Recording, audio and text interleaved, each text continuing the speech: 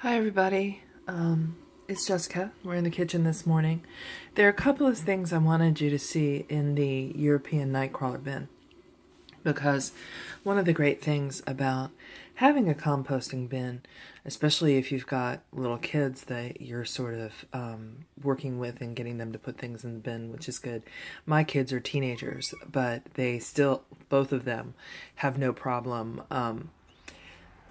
putting anything into the bin, and they also are very interested, and Anne especially asks questions.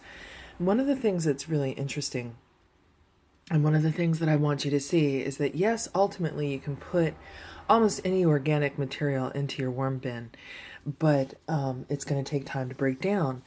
And it's not just the worms that are going to eat what you put in. You've seen the mites. I have a sort of normal population of mites in there, and they have their job within the tiny ecosystem that you have in here too. But also, because the Europeans are getting fed, they got fed a lot last week. I just wanted you to see a couple of things. This is actually, that's a piece of bread. It's gluten-free.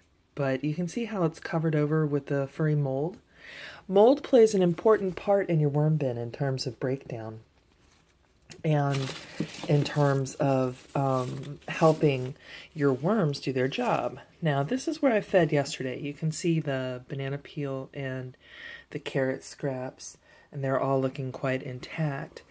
Just over here, I don't know if you can really see it, but I hate to disturb them while they're eating. But there's a large group of worms making their way over to the fresh food. And underneath of this bread, which is really going to be broken down more by mold first, before any worms or so forth get over to it, here, there is further more organic material, broccoli, and some other things. And it's just going to take the worms time before they can process all of that material. There's a lot of food in here. The bin is not overfed, but it's going to take several weeks for them to catch up with what I consider to be holiday scraps. There was not only food from my neighbor's kitchen, but there's food from our holiday cooking. And of course I use them to just clear out from time to time.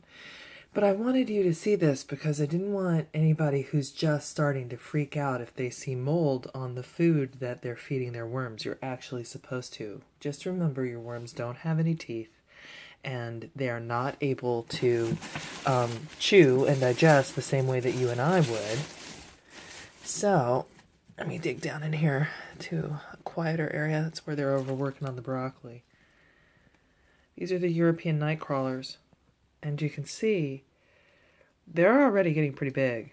They were really very small and very thin when I first got them, and some of these little dudes have already doubled in size. It's chilly in here this morning in the kitchen because it's springtime in Virginia, and we've turned the heat off, which is not a problem, but it does make it a little bit colder in the morning.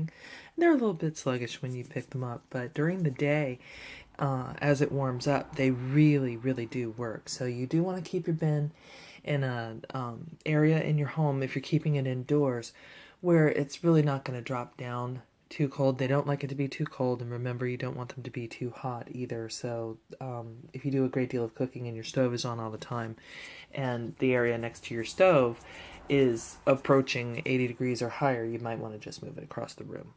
So that's it for this morning, and I hope you guys are having a good day.